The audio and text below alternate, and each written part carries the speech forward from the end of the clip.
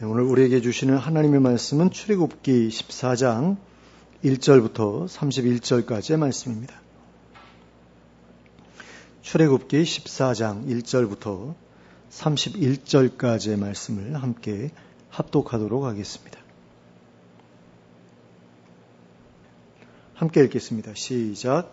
여호와께서 모세에게 말씀하여 이르시되 이스라엘 자손에게 명령하여 돌이켜 바다와 믹돌 사이에 비하이롯 앞 곧 바알스본 맞은편 바닷가에 장막을 치게 하라. 바로가 이스라엘 자손에 대하여 말하기를 그들이 그 땅에서 멀리 떠나 광야에 갇힌 바 되었다 하리라. 내가 바로의 마음을 완악하게 한즉 바로가 그들의 뒤를 따르리니 내가 그와 그의 온 군대로 말미암아 영광을 얻어 애굽 사람들이 나를 여호와인 줄 알게 하리라 하시매 무리가 그대로 행하니라.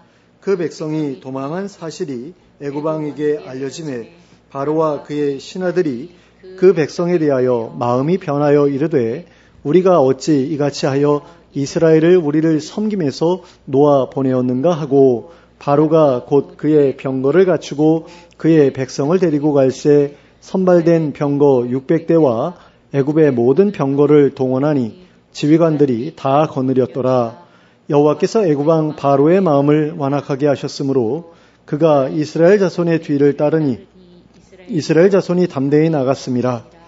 애굽 사람들과 바로의 말들 병거들과 그 마병과 그 군대가 그들의 뒤를 따라 바알스본 맞은편 비하이롯 곁 해변 그들이 장막 친 데에 미치니라. 바로가 가까이 올 때에 이스라엘 자손이 눈을 들어 본즉 애굽 사람들이 자기들 뒤에 이른지라. 이스라엘 자손이 심히 두려워하여 여호와께 부르짖고 그들이 또 모세에게 이르되 애굽에 매장지가 없어서 당신이 우리를 이끌어내어 이 광야에서 죽게 하느냐.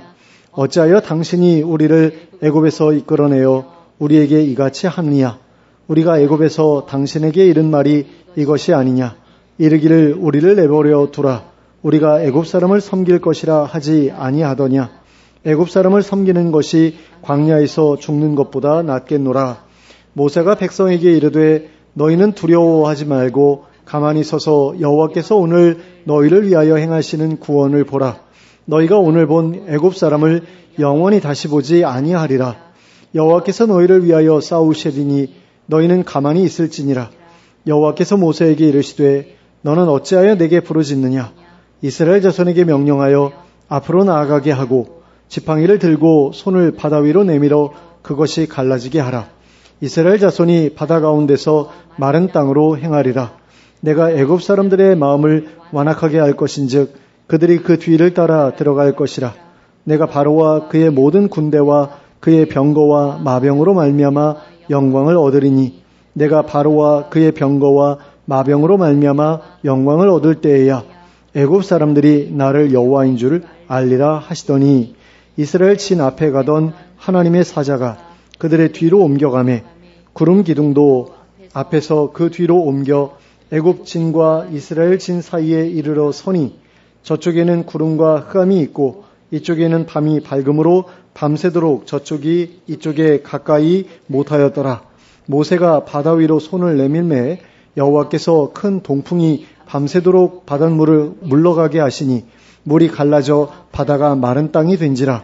이스라엘 자손이 바다 가운데를 육지로 걸어가고 물은 그들의 좌우에 벽이 되니 애굽 사람들과 바로의 말들 병거들과 그 마병들이 다 그들의 뒤를 추격하여 바다 가운데로 들어오는지라.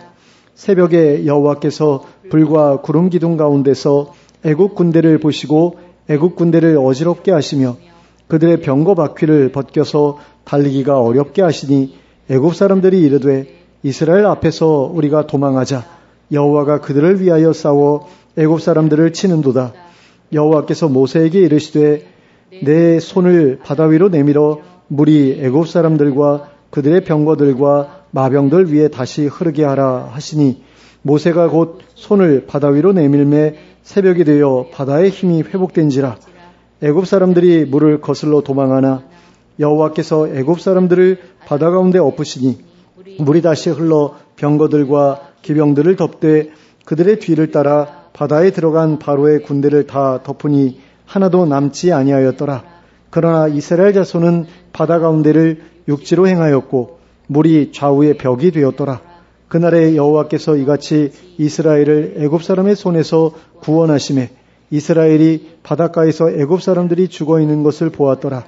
이스라엘이 여호와께서 애굽 사람들에게 행하신 그 큰 능력을 보았으므로 백성이 여호와를 경외하며 여호와와 그의 종 모세를 믿었더라. 아멘. 하나님께서는 애굽에서 빠져나온 이스라엘 백성들을 향해 홍해 광야길로 나아가라고 명령하셨습니다. 그리고 구름 기둥과 불 기둥으로 그들을 인도해 주셨습니다. 그리고 그들에게 한 번 더 구체적인 방향을 알려주셨습니다. 2절 말씀을 보시겠습니다. 이스라엘 자손에게 명령하여 돌이켜 바다와 믹돌 사이에 비하이롯 앞 곧 바알스본 맞은편 바닷가에 장막을 치게 하라. 자, 이스라엘 자손들에게 바다와 믹돌 사이에 비하이롯 앞에 장막을 치라고 하였습니다. 그리고 그곳은 바알스본의 맞은편 바닷가이기도 했습니다. 그런데 여기에서 바다라고 말씀하신 그곳이 바로 홍해입니다. 그러니까 하나님께서는 이스라엘 자손들에게 홍해 앞에 장막을 치라고 말씀하신 것입니다. 그리고 그 홍해를 건너게 되면 도착하게 되는 맞은편이 바로 바알스본이라는 곳이었습니다. 하나님께서는 그들을 바알스본으로 이끌어 가시기 위해 이스라엘 자손들을 그곳으로 이끄셨던 것입니다. 그런데 이스라엘 자손들이 홍해를 건너가기 전에 장막을 쳤던 그곳은 광야에서 바다 쪽을 향하여 약간 돌출된 형태의 장소였습니다. 그러니까 내륙에서 보기에는 반도와 같이 막다른 장소처럼 보이는 곳이었다는 말씀입니다. 그렇다고 해서 우리나라처럼 이렇게 길쭉하게 튀어나온 곳은 아니고요. 살짝 이렇게 튀어나온 그런 장소였거든요. 그러므로 하나님께서는 바로가 이 사실을 알게 되면 이스라엘 백성들이 광야에 갇혔다고 생각하게 될 것이라고 하셨습니다. 그리고는 바로가 이스라엘 백성들의 뒤를 따라 올 것이라고 말씀하셨습니다. 3절과 4절 말씀을 보시겠습니다. 바로가 이스라엘 자손에 대하여 말하기를 그들이 그 땅에서 멀리 떠나 광야에 갇힌 바 되었다 하리라.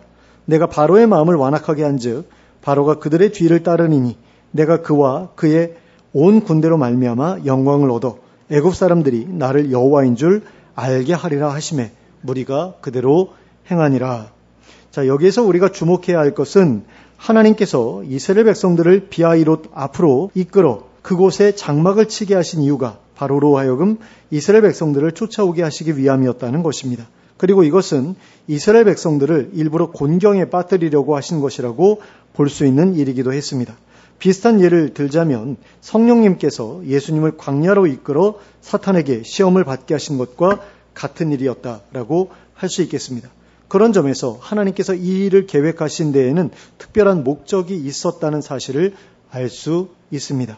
그리고 그 목적에 대해 하나님께서는 당신께서 바로와 바로의 온 군대로 말미암아 영광을 얻어 애굽 사람들이 하나님을 여호와인 줄 알게 하려는 것이라고 하셨습니다. 바로와 바로의 온 군대를 쳐서 굴복시킴으로써 하나님의 영광을 세상에 드러내고자 하셨다는 것입니다. 그리고 우리는 이와 같은 하나님의 말씀을 통해 하나님께서 당신의 백성들에게 어려움을 주시는 목적이 무엇인지를 알 수 있게 됩니다. 그것은 그 어려움의 해결 또는 극복을 통해 하나님께서 하나님 되신다는 사실을 세상에 드러내시는 것입니다. 그러므로 하나님의 백성들에게 찾아온 고난은 하나님의 영광을 드러내기 위한 목적으로 주어진 것이지 하나님의 백성들을 괴롭히기 위한 목적으로 주어진 것이 아니라는 사실을 기억할 필요가 있습니다. 하나님은 당신의 백성들을 괴롭히는 데에서 즐거움을 찾으시는 분이 아니시기 때문입니다. 이스라엘 백성들이 하나님의 말씀에 따라 비하이롯 앞으로 향하고 있었을 때 바로는 자신의 사람들을 보내어 이스라엘 백성들의 향방을 꾸준히 추적하고 있었습니다. 이스라엘 백성들은 애굽을 떠나 다른 곳으로 가겠다고 하고서 애굽에서 나온 것이 아니라 하나님께 제사를 드리러 가겠다고 하고서 애굽에서 나온 것이었기 때문입니다. 그러므로 혹시라도 그들이 도망을 치게 된다면 다시 붙잡아 오려는 계획을 가지고 있었기 때문입니다. 그러던 와중에 이스라엘 백성들이 애굽으로부터 완전하게 벗어나려고 한다는 소식이 전해졌던 것입니다. 그러자 바로와 그의 신하들은 추격대를 보내어 이스라엘 백성들을 다시 붙잡아 오기로 하였습니다. 200만이나 되는 노예들을 그냥 떠나보낸다고 하는 것은 애굽 경제에 심각한 타격을 가져올 것이 분명했기 때문입니다. 그래서 바로는 자신의 병거를 필두로 하여 선발된 병거 600대와 애굽의 모든 병거를 동원하여 이스라엘 백성들을 쫓아갔습니다. 그런데 그 병거들을 지휘관들이 다 거느렸다고 하는 것을 보면 애굽의 주요 지휘관들이 그 일에 모두 동원되었다는 것을 말하고 있는 것 같습니다. 그리고 그들은 얼마 지나지 않아 바알스본 맞은편 비아이롯 앞에 도착했습니다. 그리하여 이스라엘 백성들이 장막을 친 곳과 얼마 떨어지지 않은 곳에 이르렀습니다. 그리고 그 모습이 이스라엘 백성들의 눈에 들어올 정도가 되었습니다. 그러자 이스라엘 백성들은 커다란 두려움에 사로잡혔습니다. 그래서 그들 중에 일부는 하나님께 부르짖어 기도했고 또 다른 일부는 모세를 힐난하며 원망했습니다. 11절 말씀을 보시겠습니다. 그들이 또 모세에게 이르되 애굽에 매장지가 없어서 당신이 우리를 이끌어내어 이 광야에서 죽게 하느냐? 어찌하여 당신이 우리를 애굽에서 이끌어내어 우리에게 이같이 하느냐? 자, 이 사람들의 말을 들어보면 이 사람들은 지금 자기들을 쫓아온 애굽의 군대로 인해 자기들이 죽게 될 것처럼 말하고 있습니다. 하지만 이것은 사실이 아니었습니다. 애굽의 군대가 그들을 쫓아온 이유는 그들을 죽이기 위해서가 아니었기 때문입니다. 그들은 그저 이스라엘 백성들을 다시 애굽으로 붙잡아 가기 위해 쫓아온 것이었습니다. 물론 이스라엘 백성들을 애굽으로 끌고 가기 위해서는 본보기로 몇 사람을 살해하게 될 수도 있었습니다. 하지만 대다수의 이스라엘 백성들은 그대로 살려서 데리고 갔을 것이 분명합니다. 그들이 이스라엘 백성들을 뒤쫓아 온 이유가 그들을 다시 애굽으로 데려가서 자기들의 노동력을 대신하게 하려는 것이었기 때문입니다. 그러니 이스라엘 자손들이 애굽 군대에 의해 몰살을 당하거나 하는 일은 절대로 벌어질 리가 없었습니다. 그럼에도 불구하고 이스라엘 백성들 가운데 일부는 자기들이 다 죽게 될 것처럼 모세를 원망했습니다. 그리고는 이렇게 말하기도 했습니다. 12절 말씀을 보시겠습니다. 우리가 애굽에서 당신에게 이른 말이 이것이 아니냐. 이르기를 우리를 내버려 두라. 우리가 애굽 사람을 섬길 것이라 하지 아니하더냐. 애굽 사람을 섬기는 것이 광야에서 죽는 것보다 낫겠노라. 자, 자기들은 애굽에서 나오고 싶지 않았다라는 것입니다. 그냥 애굽에서 애굽 사람들을 섬기고 싶었다라는 것입니다. 그런데 당신이 우리를 억지로 끌고 나와서 이런 꼴을 당하게 되었다라는 것입니다. 그런데 한번 생각해 보시기 바랍니다. 이스라엘 백성들이 애굽에 있을 때 그들이 어떤 대우를 받으면서 살았습니까? 아들을 낳으면 부모가 자기들의 손으로 직접 그 아들을 죽여야 했습니다. 또 모두가 채찍에 맞아가며 강제 노역에 시달려야 했습니다. 그러던 와중에 뜻밖의 자유가 찾아온 것이었습니다. 그런데 그들은 그렇게 얻게 된 자유보다도 지금까지 살아왔던 방식의 노예 생활이 더 좋다고 말하고 있는 것입니다. 물론 그들의 이러한 생각을 이해하지 못할 바는 아닙니다. 심리학의 발달로 인해서 이러한 심리가 충분히 가능하다는 사실을 알 수 있게 되었기 때문입니다. 스톡홀름 증후군이라는 것이 있죠. 납치를 또는 유괴를 당한 사람이 자기를 납치 또는 유괴한 사람에 대해서 호감을 갖고 그 사람 편에 서게 되는 것을 이제 스톡홀름 증후군이라고 하거든요. 근데 그와 마찬가지로 자기를 노예로 부리던 사람 밑에서 오히려 안정감을 얻고 또 그 사람을 좋게 생각하는 그런 일들도 가능하다라는 거죠. 하지만 객관적인 입장에서 바라보면 노예로 지내는 것보다는 자유인으로 지내는 것이 훨씬 더 행복한 삶일 수 있습니다. 삶의 질이나 여유에 있어서 어느 쪽이 더 나을지는 상황에 따라 각각 다를 수도 있겠지만 일반적으로는 자유인이 노예보다 행복하다라고 말할 수 있다라는 겁니다. 하지만 하나님께서 설마 이스라엘 백성들을 애굽에서 데리고 나와서 애굽에서보다 못한 삶을 살도록 하시겠습니까? 그럴 리가 없습니다. 그러므로 그들에게 앞으로 주어질 삶은 애굽에서의 삶보다 훨씬 더 나은 삶이 될 것이 틀림없습니다. 그러나 그들은 그 사실을 믿지 못했습니다. 그리고 이것은 그들이 하나님을 믿지 못했다는 것과 다르지 않습니다. 그래서 그들은 하나님께서 이끌어주시는 자유인으로서의 삶보다 애굽에서의 노예 생활을 더 나을 것이라고 생각했던 것입니다. 그래서 그들은 모세를 비난했고 그럼으로써 하나님에 대한 불신을 드러냈습니다. 그런데 하나님께서는 그런 사람들까지도 포기하지 않으셨습니다. 그런 사람들까지도 가나안으로 이끌어 가고자 하셨습니다. 그래서 모세를 통해 그들을 격려하셨습니다. 하나님께서 너희를 위해 싸울 것이니 하나님을 믿어보라고 하셨습니다. 13절과 14절 말씀입니다. 모세가 백성에게 이르되 너희는 두려워하지 말고 가만히 서서 여호와께서 오늘 너희를 위하여 행하시는 구원을 보라. 너희가 오늘 본 애굽 사람을 영원히 다시 보지 아니하리라. 여호와께서 너희를 위하여 싸우시리니 너희는 가만히 있을지니라. 자, 여기에서 이제 가만히라는 말이 두 번이나 이제 반복이 되고 있는 것을 보게 되거든요. 근데 첫 번째로 이제 13절에 나오는 가만히는 사실 가만히라는 어떤 특별한 부사가 붙어 있지 않습니다. 그러니까 꾸며주는 말이 붙어 있지 않아요. 그냥 서서라고 그렇게 써져 있고요. 그 14절에서 가만히라고 이렇게 번역되어 있는 그 단어는 그냥 조용히라는 그런 뜻입니다. 그러니까 움직이지 말고 꼼짝 말고 있어라는 그런 의미에서 쓰여진 그런 가만히라는 단어는 원어에는 없다라는 거예요. 그냥 두려워하지 말라. 서 있어라. 그러니까 두려우면 주저앉잖아요. 그러니까 그냥 서 있어라. 그런 이야기라고 볼 수 있는 거죠. 그리고 그 하나님께 싸울 거니까 너희들 불평하지 말고 불안해서 떠드는 그런 소리 내지 말고 그냥 잠잠히 입 다물고 있어라는 그런 이야기라고 할 수 있습니다. 근데 그런 점에서 볼 때 모세가 백성에게 해주었던 이 말의 핵심은 가만히 있는 것이 아니라 하나님께 맡기고 하나님의 일하심을 보라는 데 있었다고 할 수 있겠습니다. 가만히 있는 것이 본질이 아니었다라는 것입니다. 하나님을 의지해서 하나님께 맡겨드리고 하나님께서 친히 일하시는 것을 지켜보라는 것이 모세가 했던 말의 본질이었다라는 겁니다. 그리고 그렇게 하나님께 맡겨드리고 그 일이 어떻게 되는지를 지켜보는 것이 하나님께서 이스라엘 백성들에게 바라시는 일이었다라는 것입니다.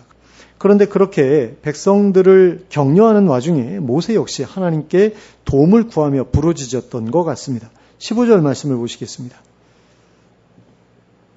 여호와께서 모세에게 이르시되 너는 어찌하여 내게 부르짖느냐 이스라엘 자손에게 명령하여 앞으로 나아가게 하고. 자, 모세는 하나님께서 이스라엘 백성들을 위해 무엇인가를 하실 것이라고 믿었습니다. 그래서 하나님께 기도를 드렸습니다. 그리고 백성들에게는 하나님께 모든 것을 맡기고 서 있으라고 하였습니다. 가만히 있으라고 되어 있지만 그냥 이제 서 있어라 그렇게 말한 거죠. 그런데 하나님께서는 모세에게 왜 나에게 부르짖느냐라고 책망하셨다라는 겁니다. 그 급박한 상황에서 왜 기도만 하고 있느냐라고 책망하신 것입니다. 그리고 이스라엘 자손들에게 명령하여 앞으로 나아가게 하라고 하셨습니다. 모세는 이스라엘 백성들에게 그냥 서 있으라 라고 했는데 하나님께서는 다르게 말씀하셨다라는 거죠. 모세는 그냥 서 있어라 그랬는데 하나님께서는 앞으로 나아가라 라고 말씀하셨다라는 겁니다. 그런데 이것은 이스라엘 백성들이 전혀 생각하지 못하고 있었던 일이었습니다. 왜냐하면 그들의 앞이라고 하는 방향에는 홍해가 자리 잡고 있었기 때문입니다. 그런데 그 홍해를 향해서 나아가라고 하신 것입니다. 모세는 자기들이 하나님을 의지해서 아무것도 안 하고 하나님께 기도만 하고 있으면 될 줄로 생각하고 있었지만 하나님의 생각은 다르셨다라는 겁니다. 내가 하는 일을 지켜보는 것은 참 좋은 일이지만 그렇다고 해서 너희가 아무것도 안 하고 있어도 된다는 이야기는 아니다 라고 말씀하신 거죠. 너희도 나를 믿고 일해야 한다 라고 말씀하신 것입니다. 그리고는 모세에게도 그가 해야 할 일이 무엇인지를 가르쳐 주셨습니다. 16절 말씀입니다. 지팡이를 들고 손을 바다 위로 내밀어 그것이 갈라지게 하라.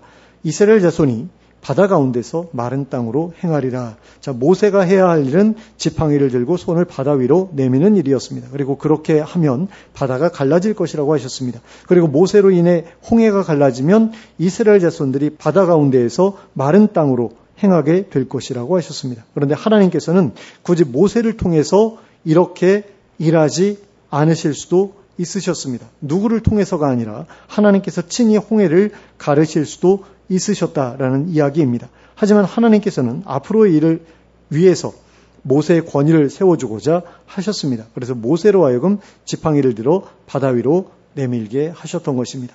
그리고 하나님께서는 애굽 군대도 이스라엘 자손들의 뒤를 따라 홍해로 들어갈 것이라고 하시면서 그들로 인해 하나님께서 영광을 얻으실 것이라고 하셨습니다. 그리고 그 일로 인해 애굽 사람들이 하나님을 여호와인 줄 알게 될 것이라고 하셨습니다. 이것은 애굽 군대를 하나님께서 몰살시키심으로써 당신의 위엄을 드러내시겠다는 말씀을 완곡하게 표현한 것이라고 할 수 있습니다. 그리고 하나님께서 모세에게 이 말씀을 하신 직후에 놀라운 일들이 일어나기 시작했습니다. 이스라엘 백성들이 처해 있던 상황이 변화되기 시작했습니다. 그 첫 번째 변화는 이스라엘의 진 앞에서 나가던 하나님의 사자가 그들의 뒤쪽으로 옮겨감에 따라 구름 기둥이 앞에서 뒤쪽으로 옮겨가게 된 일이었습니다. 그리고 그 구름 기둥은 이스라엘 사람들과 애굽 군대의 가운데에 머물러 있으면서 애굽 군대를 구름과 흑암으로 둘러싸서 그들이 이스라엘 사람들에게 접근하지 못하게 했습니다. 두 번째 변화는 모세가 바다 위로 손을 내밀었을 때 일어났습니다. 그때 하나님께서는 큰 동풍이 밤새도록 불어 바닷물을 물러가게 하셨습니다. 그리하여 물이 갈라져 바다가 마른 땅이 되었습니다. 그래서 이스라엘 자손들이 바다 가운데를 육지처럼 걸어갔습니다. 그런데 놀랍게도 그렇게 양쪽으로 갈라진 물이 그들의 좌우에 벽이 되었다고 하였습니다. 세 번째 변화는 애굽의 군대가 이스라엘 백성들을 따라 홍해로 들어왔을 때 일어났습니다.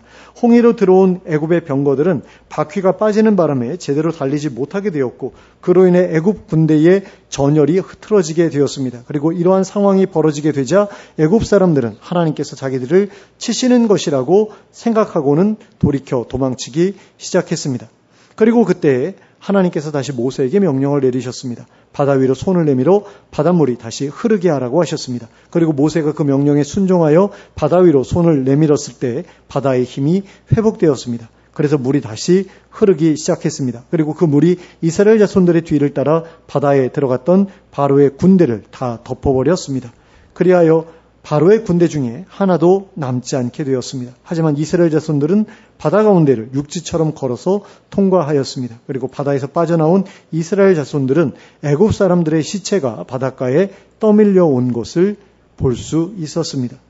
그리고 하나님께서 그렇게 큰 능력을 행하시는 것을 보았던 이스라엘 백성들은 하나님을 경외하게 되었습니다. 그리고 하나님과 모세를 믿게 되었습니다. 그리고 이것은 이 일이 있기 전까지는 이스라엘 백성들이 하나님과 모세를 그렇게 신뢰하지 않았다는 이야기라고 할 수 있습니다.